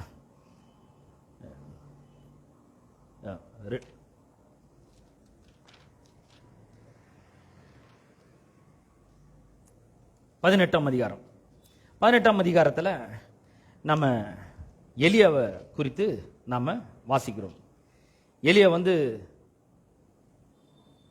இங்க 31ஆம் வசனத்திலிருந்து 30ஆம் வசனத்திலிருந்து வாசிக்கிறேன். அப்பொழுது எலியா சகல ஜனங்களை நோக்கி என்கிட்டே வாருங்கள் என்றான். சகல ஜனங்களும் அவன் கிட்டே வந்தபோது தகர்க்கப்பட்ட கர்த்தருடைய பலிபீடத்தை அவன் செப்பனிட்டு, உனக்கு இஸ்ரவேல் என்னும் பேர் இருப்பதாக என்று சொல்லி கர்த்தருடைய வார்த்தையை பெற்ற யாக்கோபுடைய குமாரரால் உண்டான கோத்திரங்களுடைய லக்கத்தின்படியே 12 கற்களை எடுத்து அந்த கற்களாலே கர்த்தருடைய நாமத்துக்கு என்று ஒரு பலிபீடத்தை கட்டி, பலிபீடத்தை சுற்றிலும் தானியம் அளக்கிற 2 படி விதைக்கத்தக்க இடமான ஒரு வாய்க்காலை உண்டாக்கி, விறகுகளை அடுக்கி, ஒரு காளையை சந்து சந்தாக துண்டித்து விறகுகளின் மேல் வைத்தான். பாருங்க, எலியாவுக்கு நல்லா தெரியும் பாவங்கள் மன்னிக்கப்படணும்னு என்ன பண்ணும்? பலி செலுத்தப்படணும், ரத்தம் சிந்தப்படணும். தேவனுடைய கோபாக்கினின் அக்கினி இந்த பலியின் மேல வந்து இந்த பலியை பட்சிக்க வேண்டும், சாம்பலாக்கணும். அப்பதான் பாவங்கள் மன்னிக்கப்படும். எலியாவுக்கு நல்லா தெரியும். அங்க வந்து இந்த எபிரேய ஜனங்கள் அல்லாதவர்கள் பாத்தீங்களா, பாகால நோக்கி கூப்பிடுறாங்க, வாங்க. ஏன்னா அவர் சொல்லிக்கிறார், அக்கினினால பதில் அளிக்கிற தேவன் தான் உண்மையான தேவன். வானத்திலிருந்து இறங்கணும், அக்கினி இறங்கி இந்த பலியை பட்சிக்கணும். இவர் என்ன பண்றாரு? இவருடைய டர்ன் வந்த உடனே பலிபீடத்தை செப் பண்ணிட்டு 12 கற்கள் எடுத்து நட்டு 2 படி விதைக்கத்தக்க இடத்தை விட்டு வாய்க்கால் மாதிரி பண்ணி விறகுலாம் அடுக்கி ஒரு காளைய பலி செலுத்துற மாதிரி சந்து சந்தா துண்டிச்சு விறகு மேல வச்சுட்டு 4 குடம் தண்ணி வந்து பலியின் மேல விறகு மேல ஊற்றுங்க. சாதாரணமா விறகு வாங்கிட்டு வந்தாவே அது எரியுது, ரொம்ப கஷ்டம். ஆனா தண்ணியை ஊத்துன்றான். 4 குடம் தண்ணி ஊத்து. காலை மேல அந்த பலியின் மேல ஊத்தணும், விறகு மேல ஊத்தணும். 2ஆம் தரமும் ஊற்றுங்கண்ணா. 4 நாளா 8. 3ஆம் தரமும் அப்படியே ஊற்றுங்கண்ணா. 3ஆம் தரம் ஊத்துனாங்க. 3 நாள் 12 குடம் தண்ணி ஊத்தியாச்சு. இப்போ இவ்வளவு தண்ணி ஊத்துனால என்ன அது? 35ஆம் வசனம். அப்பொழுது தண்ணீர் பலிபீடத்தை சுற்றிலும் ஓடினது, வாய்க்காலையும் தண்ணீரினால் நிரப்பினான். ஃபுல்லா எல்லாம் நிரம்பிடுச்சு. பலி நனைஞ்சிச்சு, தகன பலி நனைஞ்சிச்சு, அப்புறம் விறகு ஃபுல்லா நனைஞ்சிச்சு, வாய்க்கால் தண்ணீரினால் நிரம்பிடுச்சு. அதாவது இந்த அக்கினிக்கும் தண்ணிக்கும் ஒத்து வராது. நல்லா எரிஞ்சு இருக்கிற ஒரு அக்கினியில போயிட்டு ஒரு 12 குடம் தண்ணி ஊத்தணும், என்ன அணைஞ்சிடும் அது. ஆனா இப்ப வானத்திலிருந்து அக்கினி இறங்கி வரணும். இவனா பண்றான், ஃபுல்லா தண்ணியை ஊத்தி நனைன்றான். பலிய நனை, விறக நனை. அந்த இடத்துல எல்லாம் 2 படி விதைத்தக்க அந்த இடம் இருக்குது வாய்க்கால், அதுல எல்லாம் ஃபுல்லா தண்ணி நிக்குது எல்லாம். 36ஆம் வசனத்தில் அந்தி பலி செலுத்தும் நேரத்திலே தீர்க்கதரிசியாகிய எலியா வந்து ஆபிரகாமுக்கும் ஈசாக்குக்கும் யாக்கோபுக்கும் தேவனாகிய கர்த்தாவே ஜெபம் பண்றார். இப்போ இஸ்ரவேலிலே நீர் தேவன் என்றும் நான் உம்முடைய ஊழியக்காரன் என்றும் நான் இந்த காரியங்களை எல்லாம் உம்முடைய வார்த்தையின்படி செய்தேன் என்றும் இன்றைக்கு விளங்க பண்ணும் கர்த்தாவே நீர் தேவனாகிய கர்த்தர் என்றும் தேவரீர் தங்கள் இருதயத்தை மறுபடியும் திருப்பினீர் என்றும் இந்த ஜனங்கள் அறியும்படிக்கு என்னை கேட்டருளும் என்றான். அப்பொழுது கர்த்தரிடத்தில் இருந்து அக்கினி இறங்கி, பாருங்க, ஜபம் முடிஞ்ச உடனே கர்த்தர்ட்ட இருந்து என்ன பண்ணுது, அக்கினி இறங்கி அந்த சர்வாங்க தகன பலியையும் விறகுகளையும் கற்களையும் மண்ணையும் பட்சித்தது. வாய்க்காலில் இருந்த தண்ணீரையும் நக்கி போட்டு ஒண்ணுமே காணோங்க, எதுவுமே காணோம். ஜபத்தை முடிக்கிறாரு, அக்கினி மேல இருந்து இறங்குது. அக்கினி எதுக்கு அடையாளமா இருக்குன்னா தேவனுடைய நியாய தீர்ப்புக்கு அடையாளமா இருக்கிறது. பாவங்களுக்கு ஆனா தகன பலி எங்க செலுத்த, பாவங்களை மன்னிக்கப்படணும். தகன பலி செலுத்துறாரு இவரு தீர்க்கதரிசி. பலி மேல தண்ணி ஊத்தி, எல்லாம் தண்ணி ஊத்தி தண்ணி நிரம்பிச்சு ஈரமாயிடுச்சு எல்லாம். ஆனா வானத்திலிருந்து கத்திரிடத்திலிருந்து அக்கினி இறங்கி அந்த சர்வாங்க தகன பலியையும் விறகுகளையும் கற்களையும் மண்ணையும் பட்சித்துன்னு படபடன்னு ஒரு சவுண்டு, எரிஞ்சு சாம்பல் ஆயிடுச்சு. அங்க பலிய காணும், விறக காணும், கற்களை காணும். 12 கற்கள் நிக்க வச்சிருந்தாங்க. கல்லெல்லாம் எதுவும் காணும், மண்ணையும் காணும், தண்ணி நின்றுச்ச வாய்க்கால் அதுவும் காணும், எல்லாம் காலி, மொத்தம் ஒண்ணுமே இல்லை. தண்ணீரை நக்கி போட்ட அக்கினி எப்படி இருந்து பாருங்க. தேவனுடைய கோபாக்கினி, பாவத்தின் மேல தேவனுடைய கோபாக்கினி இறங்குச்சுன்னா ஒண்ணுமே நிக்காதங்க. பலி எங்க இருக்குதுன்னு தெரியாது. இங்க பலியும் இல்ல, கற்களும் இல்ல, விறகும் இல்ல, மண்ணும் இல்ல, வாய்க்கால் இருந்த தண்ணியும் கிடையாது, ஒண்ணுமே பார்க்க முடியும். ஏன்னா ஜட்மெண்ட் இறங்கியாச்சு. ஆனா இது ஒரு பெரிய அதிசயம் எல்லாம் ஒண்ணும் கிடையாது. ஏன்னா எப்பவுமே இப்படிதான் நடக்கும். ஆசீர்வாத கூடாரத்தில் கூட போய் நீங்க பலியை செலுத்தினீங்கன்னா பலி வந்து செலுத்தப்படுற வரைக்கும் பலியை கண்ணில் பார்க்க முடியும். செலுத்தி முடிஞ்ச பிறகு பலியை கண்ணில் பார்க்கவே முடியும். ஏன்னா எரிஞ்சு சாம்பல் ஆயிடும், அவ்வளவுதான். அது தூக்கின்னு போய் பாலத்துக்கு புறம்ப கொட்டிடுவாங்க, அவ்வளவுதான். கண்ணில் எதுவுமே பார்க்க முடியாது. ஆனா உலக சரித்திரத்திலே, எபிரேயர்களுடைய சரித்திரத்திலே, யூத மார்க்கத்தில் இருந்த சரித்திரத்திலேயே முதல் முறையாக இயேசு நம்முடைய பாவங்களுக்காக பலியாக சிலுவையிலே தொங்கின பொழுது பாத்தீங்கன்னா, இதை வந்து ஜோசப் பிரின்ஸ் என்கிற ஒரு அருமையான பிரசங்கியர் வந்து ரொம்ப பிரமாதமா காட்சிப்படுத்தி இருப்பாரு. இயேசு சிலுவையில தொங்கிட்டு இருப்பாரு. மேகத்து நடுல இருந்து, கருமேகங்கள் நடுல இருந்து கருப்பா புகை மாதிரி ஒரு பெரிய ஒரு கருப்பு புகை மாதிரி ஒரு திக்னஸா வந்து என்ன பண்ணும், இயேசுனுடைய சரீரத்தை அப்படியே தொலைக்குங்க. ஒரு கருப்பா வரதுக்கு பேர் பாவம், அப்புறம் சாபம், அப்புறம் வியாதி, அப்புறம் எல்லாம் ஒவ்வொன்னா கில்ட்டி கான்சியஸ், இந்த மாதிரி எல்லாத்தையும் என்ன பண்றாரு அவர் கொண்டு வந்து இயேசு கிறிஸ்துனுடைய சரீரத்துல உள்ள அப்படியே தொலைச்சிட்டு போற மாதிரி அவர் காட்சிப்படுத்தி ரொம்ப பிரமாதமா இருக்கும். நீங்க போய் போட்டு பாருங்க. அது எல்லாம் முடிஞ்ச பிறகு யோவான் சுவிசேஷத்துல நாம பார்க்கிறோம், என்ன பார்க்கிறோம்னா, யோவான் சுவிசேஷம் 19ஆம் அதிகாரம் 30ஆம் வசனம் சொல்லுகிறது, இயேசு காடியை வாங்கின பின்பு முடிந்தது என்று சொல்லி தலையை சாய்த்து ஆவியை ஒப்பு கொடுத்தார். என்ன பண்றாரு? காடியை வாங்கின பின்பு முடிந்தது, இட் இஸ் பினிஷ்டு. ஏன்னா இயேசு சிலுவையில் தொங்கின பொழுது தேவனுடைய கோபாக்கினின் அக்கினி அவர் மேல வந்தது பாருங்க. பாவத்துக்குரிய கோபாக்கினை, தண்டனை, ஆக்கின தீர்ப்பு, சாபத்துக்குரிய தண்டனை, ஆக்கின தீர்ப்பு, வியாதி அவர் தம்முடைய சரீரத்தில் நம்முடைய வியாதிகள் எல்லாம் சுமந்து தீர்க்கிறாரு. சாபத்தை சுமந்து தீர்க்கிறார், பாவத்தை சுமந்து தீர்க்கிறார். எல்லாம் அவருடைய சரீரத்தில் சுமக்கப்படுகிறது. சரீரத்திலே அவர் பிட்கப்படுகிறார். அவர் பலியா தம்மை தாமே ஒப்பு கொடுக்கிறாரு.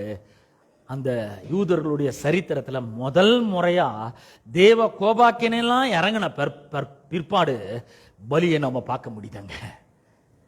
இயேசு இன்னும் அங்க இருக்கிறாரு, எல்லாத்தையும் முடிச்சிட்டேன்றாரு.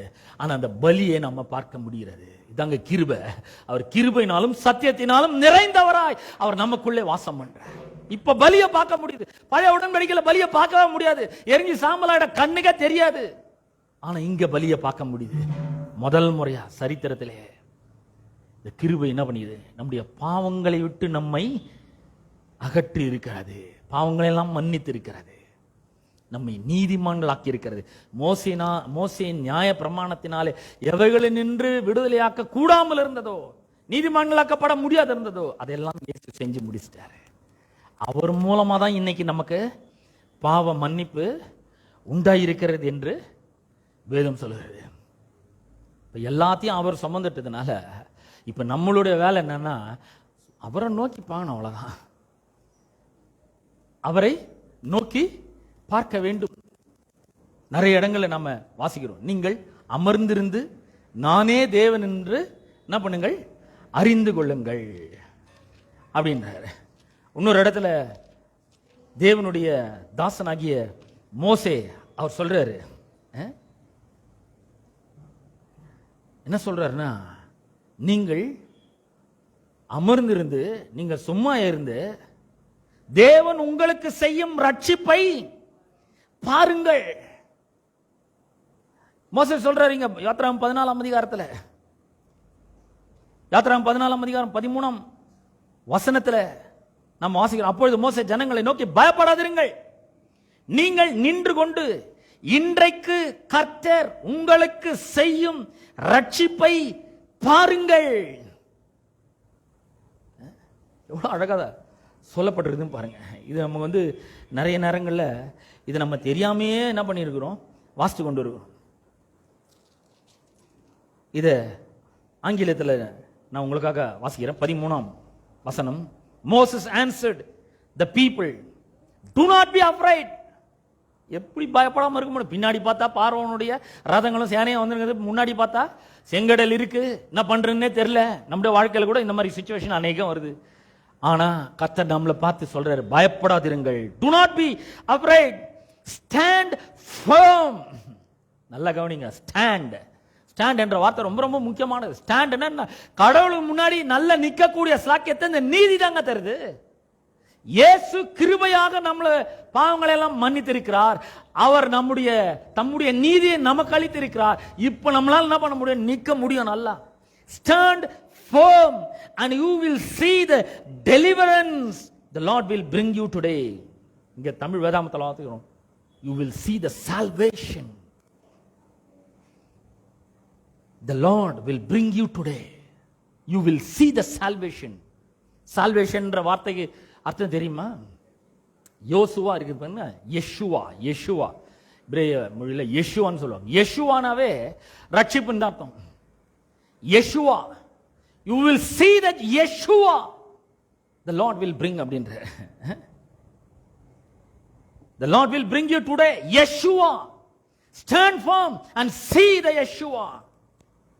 என்ன சொல்றாரு, ரட்சிப்பை பாருங்கள் சொல்ல, ரட்சிப்பை பாருங்கள் சொல்லும்போது என்ன சொல்றாரு, இயேசுவை நோக்கி பாருங்கள், இந்த கிருபையை நோக்கி பாருங்கள் என்று அவர் சொல்லுகிறார். இன்னைக்கு நம்முடைய வாழ்க்கையில பல பிரச்சனைகள் நம்மளை மோதி அடிக்கலாம். வியாதி ஒரு பக்கம் நம்ம தொல்லைப்படுத்தி கொண்டிருக்கலாம். பொருளாதார பிரச்சனை நம்மளை அப்படியே கொஞ்சம் கொஞ்சமா நம்மளை டிட்டீரியோரேட் பண்ணி கொண்டிருக்கலாம். வியாதி நம்மளை அழித்து கொண்டிருக்கலாம்.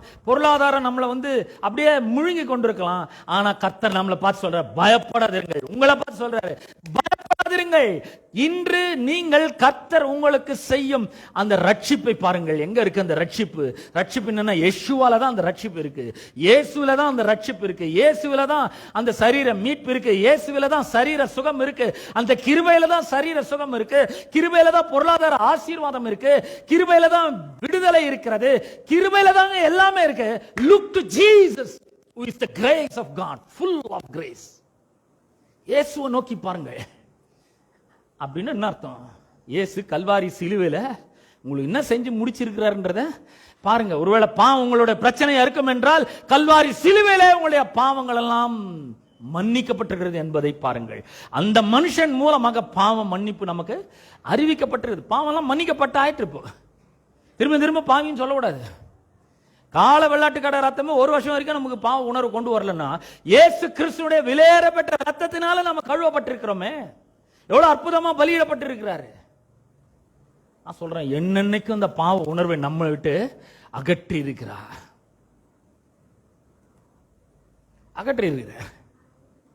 அப்ப இயேசுவை நோக்கி பார்க்கணும். நல்லா கவனிங்க. ஒரு வியாதி வருது, நம்ம என்ன பண்றோம்னு கொஞ்சம் யோசித்து பார்க்கணும். பைபிள் என்ன சொல்லுது? இயேசுவை நோக்கி பாருங்க. ஏன்? அவர் தான் கிருபையினால் சத்தியத்தினால் நிறைஞ்சவரா இருக்கிறாருங்க. அவரை நோக்கி பார்த்தா விடுதலை, அவரை நோக்கி பார்த்தா ரட்சிப்பு, அவரை நோக்கி பார்த்தா சுகம், அவரை நோக்கி பார்த்தா பொருளாதார செழிப்பு, அவரை நோக்கி பார்த்தா ஆசீர்வாதம். அவரை நோக்கி பார்க்க கற்றுக்கொள்ள வேண்டும்.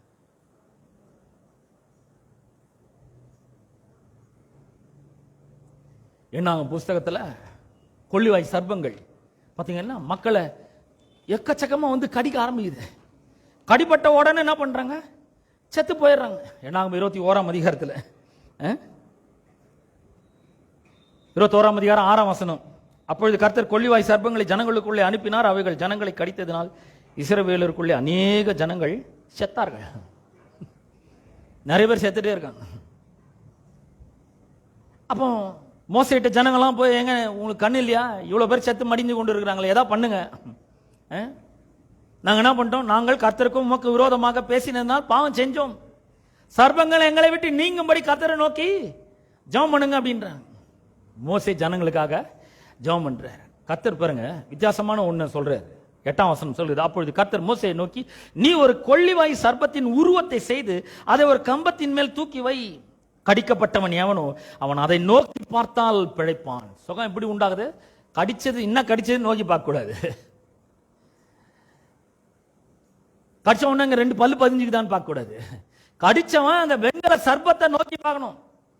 ஒரு கோல்ல மாட்டி வச்சிருக்குது வெண்கல சர்ப்பம், அதை நோக்கி பார்த்தால் பிழைப்பான். நான் சொல்றேன், இன்னைக்கு அவரை நோக்கி பார்க்கணும். பாவத்திலிருந்து விடுதலை உண்டாகும், கிருபையா உண்டாகும் விடுதலை. அவரை நோக்கி பார்க்கணும், கிருபையா சுகம் உண்டாகும். இந்த வியாதி நீங்கி நாம் பிழைக்கிறது என்ன பண்ணணும்? ஒன்னும் பண்ண தேவையில்ல, கிருபையா அவரை நோக்கி பார்த்தா போதும். கிருபை நமக்கு கிடைக்கும், அதிகமான கிருபை வந்து கிடைக்கும், அபிஷேகம் வந்து கிடைக்கும், உதவி வந்து கிடைக்கும், சப்போர்ட் வந்து கிடைக்கும், அறிவு உண்டாகும், ஞானம் உண்டாகும். கஷ்டமா போய்கொண்டிருக்க வாழ்க்கை சுலபமாக போக ஆரம்பிக்கும். difficult situation will be changed. Survey பண்ண முடியாத சூழ்நிலை எல்லாம் மாறும். நோவா பாருங்க, பார்த்தீங்கன்னா நோவாவுக்கு கர்த்தருடைய கண்களில் கிருபை கிடைச்சது. வெளியே பார்த்தீங்கன்னா ஏகப்பட்ட பிணங்கள், மரம் செடி கொடி எல்லாம் அழுகி நாற்றம் எடுக்குது, விலங்குகள்லாம் மரிச்சு போயிருக்கு, மக்கள்லாம் மரிச்சு போயிருக்காங்க. உலகமே ஒரு பிணக்காடு போல இருக்குது. வெளியே வந்தா வாழ முடியுமா, தப்பிக்க முடியுமான்றதே தெரியாது. அந்த அளவுக்கு சூழ்நிலை மோசமா இருந்தது. ஆனால் நோவாவுக்கோ கர்த்தருடைய கண்களில் கிருபை கிடைத்த, வாழ முடியாத சூழ்நிலையில கூட வாழ வைக்கும் இந்த கிருபை. ஆமென். எத்தனை பேர் விசுவாசிக்கிறீங்க? சூழ்நிலையை பார்த்தா வாழவே முடியாது. பண பிரச்சனையை பார்த்தா, கடன் பிரச்சனையை பார்த்தா, குடும்ப சூழ்நிலையை பார்த்தா வாழவே முடியாதுங்க. இனிமேல் இந்த வாழ்க்கையை தொடரவே முடியாது. இவ்வளவு கஷ்டமா நம்ம வாழணுமா? என்ன அவசியம்? செத்து போயிடலாம் பேசாம அப்படின்ற ஆளை கூட இந்த கிருபை வந்து சந்திச்சதுன்னா, அந்த சூழ்நிலையில கூட இந்த கிருபை வாழ வைக்கிற ஒரு கிருபையாக இருக்கிறது. அப்ப நாம இங்க பாக்குறோம், கடிப்பட்டவன் என்ன பண்ணணும்? அந்த சர்ப்பத்தை, கொள்ளிவாய் சர்ப்பத்தை நோக்கி பார்த்தா பழைப்பான். 9ஆம் வசனம், அப்படியே மோசே ஒரு வெண்கல சர்ப்பத்தை உண்டாக்கி அதை ஒரு கம்பத்தின் மேல் தூக்கி வைத்தான். சர்ப்பம் ஒருவனை கடித்த போது அவன் அந்த வெண்கல சர்ப்பத்தை நோக்கி பார்த்து பிழைப்பான். சும்மா நோக்கி பார்த்தா போதும். நாங்க அவ்வளவுதான், நம்ம எதுவும் செய்ய தேவையில்லை. அதான் கிருபை. அந்த ரெஸ்டுக்குள்ள பிரவேசிக்கிறது தான் கிருபை. என்ன பண்ணணும்? நோக்கி பார்க்கணும், அதை கற்றுக்கொள்ள வேண்டும். திரும்ப அந்த காரியத்துக்குள்ள போகணும். பாவ பிரச்சனையா அங்க நோக்கி பாருங்க. அங்க நம்முடைய பாவ பிரச்சனை ஒண்ணும் இல்லாமல் செய்யப்பட்டது. வியாதி பிரச்சனையா அவருடைய சரீரத்தை நோக்கி பாருங்க. பிற்கப்பட்ட அவருடைய சரீரத்தை பாருங்க, அவருடைய தழும்புகளை பாருங்க, அவருடைய சரீரத்தில் இருக்கிற காயங்களை நோக்கி பாருங்க. நோக்கி பார்த்தா பழைக்க முடியுங்க. ஆண்டவர் சொல்றாரு, நோக்கி பார்த்தா போதும்.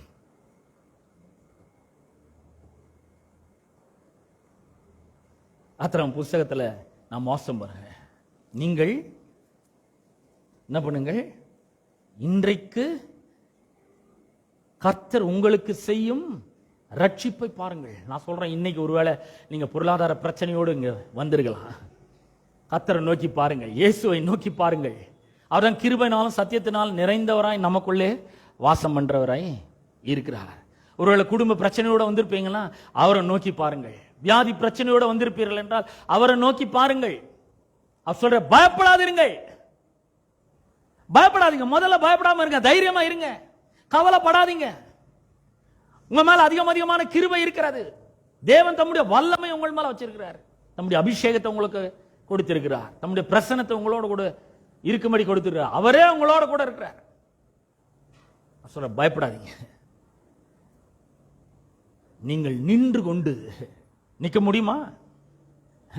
கண்டிப்பா முடியும். எப்படி? இயேசு நமக்காக, நம்முடைய பாவங்களுக்காக பலியாக தம்மை தாமே ஒப்பு கொடுத்த மூலமா அவருடைய நீதியை நமக்கு தந்திருக்கிறார். அந்த நீதி கிருபையின் மூலமாக நமக்கு கிடைத்திருக்கிறது, ஈவாக கிடைத்திருக்கிறது. நீதி வந்து ஒரு gift. Jesus is a gift. Righteousness is a gift from God. நாம் அதை பெற்றிருக்கிறோம். கிருபை பெற்றவர்கள் சொல்கிறோம். நாமளும் கிருபை பெற்றிருக்கிறோம். அவர் முன்னாடி நிக்க முடியுமா? கண்டிப்பா நிக்க முடியும். பிசாசு சொல்றான், நீங்க நிக்க முடியாது. நேத்து என்ன பண்ண, காலையில் என்ன பண்ண, முந்த நேத்து என்ன பண்ண, நீங்க தெரியுமா? கடவுள் உன்னை நேசிக்கிறார் நினைக்கிறியா? ஆமா நேசிக்கிறார். என்ன நடந்தாலும் சரி அவர் உன்னை நேசிக்கிறார். உங்களுக்காக அவர் பலியாகி இருக்கிறார். கிருபையாய் இன்றைக்கு அவர் உங்களை குணமாக்க முடியும். பாருங்க, அவரை நோக்கி பார்க்க கத்துக்கினாவே போதும். அப்ப நம்முடைய வியாதி பிரச்சனையோடு வந்திருப்பீர்கள் என்றால் அங்க கல்வாரி சிலுவையிலே இயேசு உங்களுக்காக செஞ்சு முடிச்ச கிரியைகளை நோக்கி பாருங்கள். சொல்ற, பயப்படாதிருங்கள், நீங்கள் நின்று கொண்டு இன்றைக்கு கர்த்தர் உங்களுக்கு செய்யும் ரட்சிப்பை பாருங்கள். அந்த இயேசுவை பாருங்கள். யாரு சொல்றாரு? அங்க வாழ்ந்த அந்த மக்களுக்கு சொல்றாரு. அவர் பாருங்க, பார்க்கும்போது என்ன நடக்கும்? இன்றைக்கு நீங்கள் காண்கிற எகிப்தியரை இனி என்றைக்கும் காண மாட்டீர்கள். ஆமென். இன்னைக்கு பார்க்கிற வியாதியை நீங்க என்னைக்குமே பார்க்க மாட்டீங்க. இன்னைக்கு பார்க்கிற பாவ பழக்க வழக்கங்கள், தீமையான பழக்க வழக்கங்கள், விட முடியாத பழக்க வழக்கங்கள் எதையும் நீங்க பார்க்க மாட்டீங்க. இன்னைக்கு பார்க்கிற கஷ்டத்தை நீங்க என்னைக்குமே பார்க்க முடியாது. ஏன்? கிருபை நமக்கு சப்போர்ட் பண்ணுது. கிருபை நமக்கு உதவி செய்கிறது. கிருபை நம்மை பாதுகாக்கிறது. கிருபை நம்மை பராமரிக்கிறது. தேவனுடைய கிருபை. கிருபைன்றது என்னது? அவர் ஒரு நபர். அவர் தான் ஆண்டவராகிய இயேசு கிறிஸ்து. அவர் மூலமாய் பாவம் மன்னிக்கப்பட்டிருக்கிறது. அவர் மூலமாய் நமக்கு பாவம் மன்னிப்பு வந்து கிடைச்சிருக்கிறது. அவர் மூலமாய் நாம் நீதிமான்கள் என்று அறிவிக்கப்பட்டிருக்கிறோம். We've been declared righteous. அறிவித்தாச்சு. பரலோக நீதிமன்றம் நம்மை நீதிமான்கள் என்று அறிவிச்சாச்சு. இப்ப என்ன பண்ண நிக்க முடியும்? ஸ்ட்ராங்கா நிக்க முடியும். Stand firm and see the salvation which the Lord will bring it to you. கர்த்தர் உங்களிடத்தில் கொண்டு வருகிற இந்த ரட்சிப்பை பாருங்கள், இந்த யெஷுவாவை பாருங்கள், இந்த இயேசுவை பாருங்கள். ஏன் அங்க நோக்கி பார்க்கணும்? அங்கதாங்க எல்லாமே இருக்கு.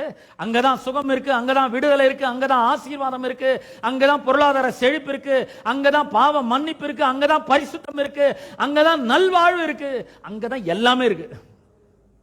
நான் கேட்கிறேன், உங்களுக்கு என்ன வேணும்? நீங்க அங்க நோக்கி பாருங்க, என்ன பார்க்காதீங்க. என்கிட்ட ஒண்ணுமே கிடையாது. நானே அவரை நோக்கி பார்க்கிறேன். எல்லாத்துக்கும் என்ன நோக்கி பார்த்தீங்கன்னா ஒண்ணும் கிடைக்காது உங்களுக்கு. நானும் உங்களை மாதிரி ஒரு சாதாரண மனுஷன் தான். ஆனா அவரை நோக்கி பார்க்கும் பொழுது அவர் கிருபையினாலும் சத்தியத்தினாலும் நிறைந்தவராய் இருக்கிறார். கிருபை அதிகமாய் நமக்கு தருகிறார். சப்போர்ட் அதிகமாய் தருகிறார். வல்லமை அதிகமாய் தருகிறார். கடினமான சூழ்நிலைகளை லகுவான சூழ்நிலையா மாற்றுறாரு. வேலையில கஷ்டமா அவரை நோக்கி பாருங்க, அவர் சுலபமாக்குறாரு. அதை கஷ்டமா போய்கொண்டு இருக்கிற வேலையெல்லாம் ரொம்ப ஈஸியா போற அளவுக்கு மாற்றக்கூடிய வல்லமை உள்ளவராய் அவர் இருக்கிறார். வாழ்க்கை ரொம்ப சுலபமா மாறிடும். சொல்ற, பயப்படாதிருங்கள், நீங்கள் நின்று கொண்டு இன்றைக்கு கர்த்தர் உங்களுக்கு செய்யும் இயேசுவை, ரட்சிப்பை, விடுதலையை, சுகத்தை, பொருளாதார செழிப்பை, ஆசீர்வாதத்தை பாருங்கள். இன்னைக்கு நீங்கள் காண்கிற எகிப்தியனை என்றைக்கும் காண மாட்டீர்கள். ஆமென். எத்தனை பேர் விசுவாசிக்கிறீங்க? நான் விசுவாசிக்கிறேன். இன்னைக்கு நான் பார்க்கிற பொருளாதார குறைச்சலையும் தாழ்ச்சியும் பற்றாக்குறையும் என் வாழ்க்கையில என்னைக்குமே பார்க்க மாட்டேன். ஏன்? Grace supports me, grace helps me much. இந்த கிருபை அதிகமா எனக்கு உதவி செய்து, கிருபை அதிகமா சப்போர்ட் பண்ணுது. ஒருவேளை ஐயா இப்ப கூட என்னால நிக்க முடியலன்னு சொன்னீங்களா? கிருபை சப்போர்ட் பண்ணுங்க உங்களுக்கு. அவர் அதிகமான கிருபை அளிக்கிறார். யாருக்குன்னா தேவன் பெருமள்ளூர்களுக்கு ஏத்து நிற்கிறார். எல்லாம் நான் எனக்கு தெரியுங்க. எத்தனை வருஷம் எக்ஸ்பீரியன்ஸ் தெரியுமா? என்னால இதை பேச முடியாதுன்னு நினைக்கிறீங்களா? என்னால இந்த பிரசங்கத்தை பண்ண முடியாதுன்னு நினைக்கிறீங்களா? என்னால இந்த ஊழியத்தை செய்ய முடியாதுன்னு நினைக்கிறீங்களா? தோல்விதான். அப்போ ஆனா ஆண்டவரே, என்னால முடியாது ஆண்டவரே, எனக்கு உம்முடைய கிருபை வேணும், உம்முடைய உதவி வேணும், உம்முடைய ஒத்தாசை வேணும், உம்முடைய அனுக்கிரகம் வேணும், உம்முடைய சப்போர்ட் வேணும், உம்முடைய அபிஷேகம் வேணும், உம்முடைய வல்லமை வேணும், உம்முடைய கிருபை அதிகமா என் மேல வேணும். லேயர் ஆஃப்டர் லேயர் கிருபையின் மேல கிருபை வேணும் ஆண்டவரே. நான் சொல்றேன், அதிகமான கிருபை பெருகட்டும் உங்களுக்கு. உங்கள் பாவங்கள்லாம் மன்னிக்கப்பட்டிருது. தேவனுக்கு முன்பாக நீதிமான் என்கிற நிலையிலே நீங்கள் நின்று கொண்டிருக்கிறீர்கள். கர்த்தர் உங்களுக்கு செய்ய ரட்சிப்பை பாருங்கள். அவரை நோக்கி பார்க்க கற்றுக்கொள்ளுங்கள். அவரை நோக்கி பார்க்கும்பொழுது கிருபை கிடைக்கிறது மட்டும் இல்ல, அதிகமா கிடைக்குது. நம்மளுக்கு இன்னும் சப்போர்ட் அதிகமா கிடைக்குது. கஷ்டப்படுறதெல்லாம் சுலபமா செய்யறதுக்கு வேண்டிய எல்லா ஞானத்தையும் அவர் தருகிறவராய் இருக்கிறார். பிரியமானவர்களே, நான் சொல்றேன், இந்த வாழ வைக்கிற கிருபையை கொஞ்சம் எண்ணி பாருங்கள். அது அதிகமா கர்த்தரிடத்திலிருந்து கேளுங்கள். அது கேட்டு அவரிடத்திலிருந்து பெற்றுக்கொள்ளுங்கள். ஏற்கனவே கிருபை இருக்கு, இன்னும் அதிகமா பெருகணும். கிருபை தாழ்மையுள்ளவர்களுக்கு கிருபை அளிக்கிறார். யாக்கோபு 4:6 சொல்லுகிறது, அவர் அதிகமாய் கிருபையை அளிக்கிறாரே. அதிகமா அளிக்கிறதுக்கு அவர் விரும்புறாரு. நம்ம என்ன பண்ணோம்? ஆண்டவரே வாங்க, என் கூடவே வாங்க, வேலை ரொம்ப கஷ்டம் ஆண்டவரே. நம்ம நினைக்கிறோம் தனியா போற மாதிரி நினைச்சுக்கிறோம். காலையில ரெடி ஆகி அப்படியே சும்மா சென்ட் கண்டெல்லாம் போட்டுக்கின்னு தனியா போற, ஐயோ சிங்க கொகைக்குள்ள போற மாதிரி இருக்குதுங்க. இன்சார்ஜை பார்த்தாவே கடகடன் வடவடன் ஆகுது எனக்கு. இன்னைக்கு என்ன மூட்ல இருக்காளோ தெரியல. இன்னைக்கு வந்து லீவுனா போதும், ரொம்ப சந்தோஷம். ஐயோ இன்னைக்கு வரலங்க, தப்பிச்சு ஓடியான்ட்டு. இல்லங்க, கிருபை உங்க கூட இருக்கும் பொழுது சிங்கம் கூட வாய முடியும் பட்டில இருக்கும், அது மேல தலைய வச்சு நீங்க படுக்கலாம். ஹல்லேலூயா, ஹல்லேலூயா. சிங்கம் ஒண்ணும் பண்ண முடியாதுங்க. வேலைக்கு நீங்க மட்டும் போல, உங்களோட கூட கர்த்தர் வராரு. எதுக்கு? உங்களோட கூட வந்து ஞானத்தை கொடுக்கிறாரு, சுகத்தை கொடுக்கிறாரு, அறிவை கொடுக்கிறாரு, சப்போர்ட்டை கொடுக்கிறாரு, ஹெல்ப்பை கொடுக்கிறாரு. நான் சொல்றேன், நீங்க தனியாவே இல்ல, ஆண்டவர் உங்களோட கூட இருக்கிறாரு. நீங்க தனியா போலங்க, ஆண்டவர் கூட வராரு. நம்ம என்ன மறந்துடுறோம்?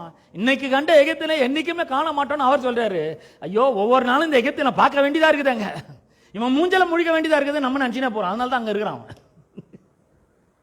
நான் சொல்றேன், இன்னைக்கு பார்த்த வியாதினா என்னைக்குமே பார்க்க மாட்டேன். இந்த கால் வலி இயேசுவின் நாமத்தினால அவருடைய கிருபையினால ஒழிஞ்சு போகட்டும். இந்த தலைவலி ஜுரம் இயேசுவின் நாமத்தினால ஒழிஞ்சு போகட்டும். இந்த முடக்குவாத இயேசுவின் நாமத்தினால ஒழிஞ்சு போகட்டும். இன்னைக்கு பார்க்கிறேன், ஆனா என்னைக்குமே பார்க்க மாட்டேன். ஏன்னா அவர் கிருபை என் கூட இருக்குது, அவர் என் கூட இருக்கிறார், அவருடைய பிரசன்னம் இருக்கு, அவருடைய வல்லமை இருக்கு. அதனால எனக்கு கான்பிடன்ட் ரைஸ் ஆகுது பயங்கரம். பொருளாதார செழிப்பு என் கூடவே இருக்கு, ஏன்னா அவர் இருக்கிறாரு. அப்ப தனியா போறது கிடையாது, தனியா சந்திக்கிறது கிடையாது. நான் சொல்றேன், யாருக்கும் பயப்படாதீங்க, தைரியமா போங்க. சிங்க கொகைக்குள்ள நீங்க போலாம், ஆனா சிங்கம் உங்களை ஒன்றும் பண்ண முடியாது. அதனாலதான் அவர் சொல்றாரு, அக்கினியை கடக்கும் போது நீ வேக மாட்ட, தண்ணீரை கடக்கும் போது அவர்கள் உண்மையில புரளுவதில்லை. ஏன்? நான் உன்னை பேர் சொல்லி அழைச்சிருக்கிறேன்பா. ஆனா நம்ம பாருங்க, நம்மளுடைய மேனேஜர், நம்மளுடைய இன்சார்ஜ் ஒவ்வொரு முறை நம்ம பேரை கூப்பிடும் போது, ஐயோ கூப்பிடாடா, என்ன பண்ண போற தெரியல, என்ன ஆக போதோ நீ தெரியல, எது கூப்பிடுறாளோ தெரியல. இப்படி யோசிக்க கூடாது. நம்மள ஒருத்தர் பேர் சொல்லி அழைச்சிருக்கிறாரு, அவர் நம்ம கூட இருக்கிறாரு. அவர் சொல்ற, நான் உன்னை மறக்கவே மாட்டேன், நீ என்னால் மறக்கப்படுவதில்லை. கர்த்தரோ நம் நினைவா இருக்கிறார். தாங்க கிருபை. அவர் நம்மள நினைச்சிருக்கிறாரு. நிறைய நேரங்களில் வியாதியும் கடுமையான சூழ்நிலைகளும் நம்முடைய வாழ்க்கையிலே நம்மை நோக்கி வரும்பொழுது நாம என்ன நினைச்சிடறோம்? அவ்வளவுதாங்க, யாரும் எனக்கு நம்மளுக்கு ஹெல்ப் பண்ண மாட்டாங்க, நம்மளே தான் இதுல இருந்து வெளியே வரணும், நம்மளே தான் இதை சரி பண்ணணும், அந்த முயற்சியில் இறங்கணும். ஆனா கொஞ்ச நேரம் இந்த பிரசங்கத்தை எண்ணி பார்த்து திரும்ப திரும்ப கேட்டு, ஆண்டவரே உம்முடைய கிருபை ரொம்ப அதிகமாக தேவைப்படுது, ஆண்டவரே இந்த கஷ்டமான சூழ்நிலையை நான் தாண்டி போகணும், எனக்கு உம்முடைய கிருபை அதிகமாக வேணும், உம்முடைய தயவு வேணும், உம்முடைய சப்போர்ட் வேணும், உம்முடைய ஹெல்ப் வேணும் சொல்லி பாருங்க. என்ன நடக்குதுன்னு மட்டும் பாருங்க. இதை சொல்லி மட்டும் பாருங்க. நான் சொல்றேன், வேற ஞாயிற்றுக்கிழமான ஒரு பிரசங்க கேட்டு மட்டும் வரக்கூடாது. இது இந்த கேட்டு வாழ்க்கையில கொண்டு போய் அதை யூஸ் பண்ணணும். பிரச்சனைகள் வரும்போது இந்த கிருபை என்ன பண்ணணும்? அதிகமா கேட்கணும். ஆண்டவரே இந்த கிருபை ரொம்ப அதிகமா வேணும், ஆண்டவரே ரொம்ப அதிகமா இந்த கிருபை வேணும், இந்த வாழ்க்கையை நடத்துறதுக்கு, என்னுடைய பொருளாதார பிரச்சனைகளை சரி செய்வதற்கு, என்னுடைய வாழ்க்கையை சரியான பாதையில நடத்துவதற்கு, சரியான விஷயத்தை சூஸ் பண்றதுக்கு இந்த கிருபை அதிகமா வேணும்.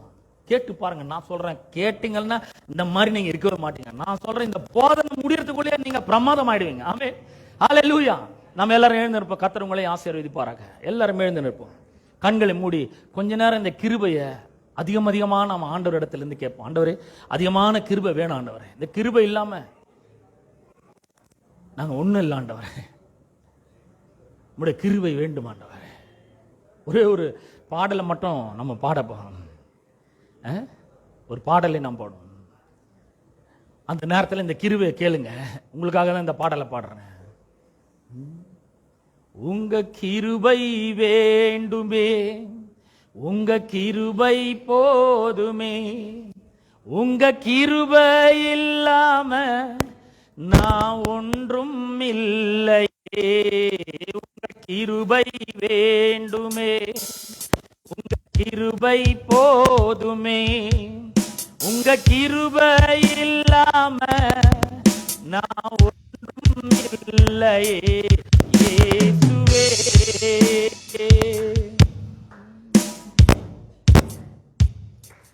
நான் என்று சொல்ல எனக்கொன்றும் இல்ல, திறமன்னு சொல்ல என்னிடம் எதுவும் இல்ல. நான் என்று சொல்ல எனக்கொன்றும் இல்ல, திறமன்னு சொல்ல என்னிடம் எதுவும் இல்ல. தகுதி இல்லா என்ன உயர்த்தினது உங்க கிருபை, தகுதி இல்லா என்ன உயர்த்தினது உங்க கிருபை. உங்க கிருபை இல்லனா நானும் இல்ல, உங்க கிருபை இல்லனா நானும் இல்ல. உங்க கிருபை வேண்டுமே, உங்க கிருபை போதுமே, உங்க கிருபை இல்லாம நான் ஒன்றும் இல்லையே. உங்க கிருபை வேண்டுமே, உங்க கிருபை போதுமே, உங்க கிருபை இல்லாம நான் ஒன்றும் இல்லையே இயேசுவே.